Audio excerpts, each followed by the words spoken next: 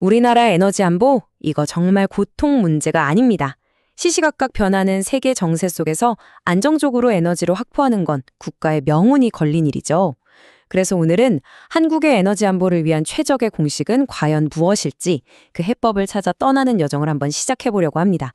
자, 지금부터 한번 파헤쳐 보죠. 네, 바로 이 질문이 오늘 우리가 풀어야 할 핵심 과제입니다. 수십 년간 우리나라 에너지 공급의 든든한 버팀목이었던 장기 계약들이 이제 곧 끝나가거든요. 이건 마치 잔잔한 항구를 떠나서 예측 불가능한 폭풍우가 몰아치는 바다로 나가야 하는 것과 같습니다. 우리 경제를 지켜낼 새로운 항해 지도가 절실한 시점이죠. 자, 오늘은 이런 순서로 한번 살펴볼 겁니다. 먼저 우리가 어떤 도전에 직면했는지 현실을 좀 보고요. 그다음에 우리가 선택할 수 있는 두 가지 길을 비교 분석해 볼 겁니다. 그리고 이 문제를 해결할 아주 특별한 비밀 병기를 소개해드리고 마침내 데이터가 찾아낸 황금 비율은 무엇인지 확인한 뒤에 앞으로 우리가 가야 할 길을 함께 고민해 보겠습니다. 자, 첫 번째 순서입니다. 우리가 왜 이렇게 서둘러서 새로운 에너지 전략을 짜야 하는지 그 시급성부터 한번 짚어보죠. 네, 바로 이겁니다. 이게 무슨 말이냐면요. 우리나라 에너지 공급에 거의 대동맥이라고 할 수 있는 대규모 LNG 계약들이 2024년부터 줄줄이 끝난다는 거예요. 이건 그냥 계약 몇 개가 만료되는 차원의 문제가 아니라 우리 에너지 공급 시스템의 판이 완전히 바뀔 수 있다는 아주 중요한 신호입니다. 자, 이 그래프를 보시면 문제가 얼마나 심각한지 바로 감이 오실 겁니다. 왼쪽에 있는 이 높은 막대가 우리가 앞으로 사용해야 할 가스의 양, 즉 예상 수요량이고요. 오른쪽에 있는 낮은 막대가 현재 계약으로 확보된 물량입니다. 이 둘 사이의 텅 빈 공간, 이 격차가 보이시죠? 이게 바로 우리가 앞으로 채워 넣어야 할 에너지의 양입니다. 이게 무슨 먼 미래 얘기가 아니라 정말 코앞에 닥친 현실이라는 거죠. 그럼 이 비어있는 부분을 뭘로 채워야 할까요? 여기서 우리가 선택할 수 있는 두 가지 큰 길이 있습니다. 가스를 사오는 두 가지 방식에 대해서 한번 비교해 보겠습니다.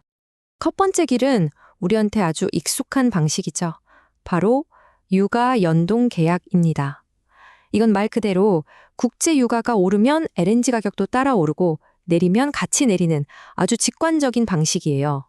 수십 년 동안 아시아 시장에서는 이게 거의 표준이었습니다. 그리고 두 번째는 요즘 떠오르는 방식인데요. 바로 헨리허브 연동 계약입니다. 이건 국제 유가가 아니라 미국 천연가스 시장의 기준 가격, 그러니까 헨리허브 가격을 따라가는 거예요. 여기에 이제 가스를 액체로 만들고 배로 실어오는 고정 비용이 딱 붙는 구조죠. 자, 이 표를 보시면 두 방식의 장단점이 확 드러나죠. 유가 연동은 보시면 역사적으로 평균 가격은 더 쌌어요. 하지만 유가가 롤러코스터를 탈 때마다 가격도 같이 널뛰는 변동성이 아주 크다는 단점이 있죠. 반면에 헨리허브 연동은 어떠냐? 고정비가 붙다 보니까 평균 가격은 좀 더 비쌀 수 있는데 대신에 가격 변동성은 훨씬 낮았습니다.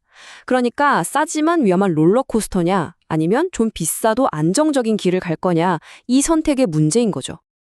그렇다면 둘 중에 꼭 하나만 골라야 할까요? 아닙니다. 바로 여기서 아주 기발한 해법이 등장합니다. 금융공학에서 쓰는 기법을 우리 에너지 문제에 적용해 보는 거죠. 핵심 아이디어는 이겁니다. 국가의 가스 도입을 그냥 물건 사기로 보지 말고 수십억 달러짜리 투자 포트폴리오를 관리한다는 관점에서 접근하자는 거예요. 우리가 투자할 때 계란은 한 바구니에 담지 말라고 하잖아요? 똑같습니다. 에너지원도 한 가지 방식에만 몰빵하면 위험하다는 거죠. 이게 복잡한 금융 모델링 같지만 사실 원리는 간단해요. 딱 세 단계입니다. 첫째, 두 계약을 어떻게 섞었을 때 평균 비용이 얼마가 나올지 계산하고요. 둘째, 그 조합이 얼마나 위험한지, 특히 진짜 최악의 상황일 때 가격이 어디까지 뛸 수 있는지를 측정하는 겁니다. 그리고 마지막으로 이 비용과 리스크 사이에서 가장 이상적인 황금 비율을 찾아내는 거죠. 여기서 리스크를 재는 아주 특별한 자가 있는데요. 바로 CBIR이라는 개념입니다. 이게 뭐냐면요.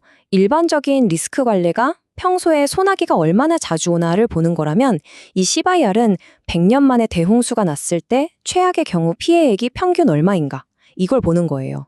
그러니까 그냥 자잘한 가격 변동이 아니라 진짜 나라 경제가 휘청할 수 있는 그런 재앙적인 가격 폭등에 대비하기 위한 지표인 셈이죠. 자, 드디어 오늘 분석의 클라이맥스입니다. 이 똑똑한 금융 모델을 돌려봤더니 과연 우리나라의 가장 이상적인 에너지 포트폴리오의 황금 비율은 어떻게 나왔을까요? 우리가 처음에 던졌던 질문이죠. 정말 최악의 위기 상황에서도 우리 경제를 든든하게 지켜줄 그 황금 비율, 과연 무엇이었을까요? 결과는 바로 이겁니다. 최악의 리스크를 최소화하는 이 CVAR 모델이 찾아낸 최적의 조합은요. 유가 연동 계약 49.2%, 헬리어브 연동 계약 50.8%였습니다. 와, 이건 뭐 거의 정확히 반반이죠? 완벽한 50대 50의 균형입니다. 이 결과가 진짜 중요한데요. 이건 단순히 평균 가격이 제일 싼 조합을 찾은 게 아니라는 겁니다. 이건 어떤 외부 충격이 와도 우리 경제가 버텨낼 수 있는 가장 튼튼한 에너지 방공망을 만드는 전략인 거죠. 그리고 이게 그냥 책상 위에서만 나온 이론이 아니라는 걸 이 표가 보여줍니다. 과거 데이터를 가지고 미래 상황을 시뮬레이션 해본 건데요. 놀랍게도 우리가 찾은 이 최적의 조합이 한쪽의 100% 몰빵한 전략들보다 평균 비용도 더 싸고 최악의 리스크, 즉 CVR 값도 가장 낮게 나왔습니다. 그러니까 더 안전한데 심지어 돈도 더 아낄 수 있었다는 뜻이죠. 정말 놀라운 결과입니다. 자, 그럼 이제 마지막 장입니다. 이 분석 결과가 앞으로 우리 삶과 경제에 어떤 의미를 갖는지 우리가 나아갈 길을 한번 정리해 보겠습니다. 오늘 이야기의 핵심 4가지로 딱 정리할 수 있겠습니다.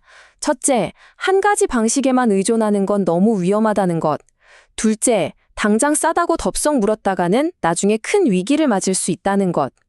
셋째, 결국 육아 연동과 가스 허브 연동을 잘 섞어서 분산 투자하는 게 가장 안전한 길이라는 것. 그리고 마지막으로 이제는 정말 주먹구구식이 아니라 이런 데이터에 기반한 똑똑한 계획이 필요하다는 겁니다. 결국 에너지 안보는 선택의 문제입니다. 오늘 분석은 우리에게 가장 현명한 길이 무엇인지 보여줬지만 그 길을 실제로 걸어갈지 말지는 이제 우리의 결정에 달려 있습니다. 안정적인 미래를 위해서 우리는 어떤 비용을 감수하고 또 어떤 위험을 받아들여야 할까요? 우리 모두가 함께 고민해봐야 할 질문입니다.